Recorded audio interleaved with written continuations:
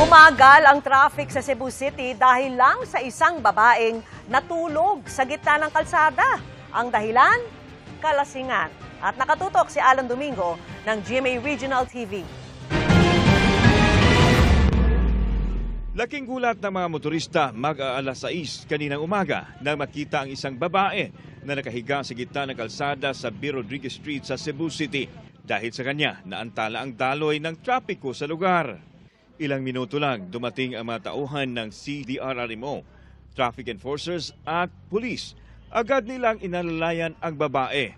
Sinubukan din siyang kausapin ng media pero hindi nakausap ng matino dahil sa labis na kalasingan. Nakupti nagmay sila, ma'am.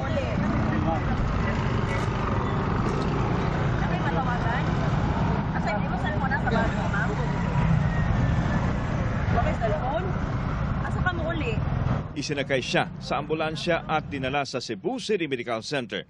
Ayon sa taxi driver, galing sa isang bar ang babae at lasing nang sumakay sa unit niya. Umiiyak rin daw ito. Walang ano-ano, bumaba ito at bigla na lang humiga sa kalsada. Well, kasakay sa po, nagsige sa gilak, wala kasi problema.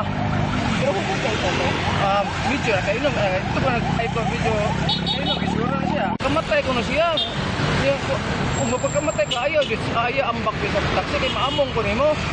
Wala pang pahayag ang otoridad sa nasabing insidente. Limitado ang impormasyon ukol sa babae na kasalukuyang nasa paggamutan.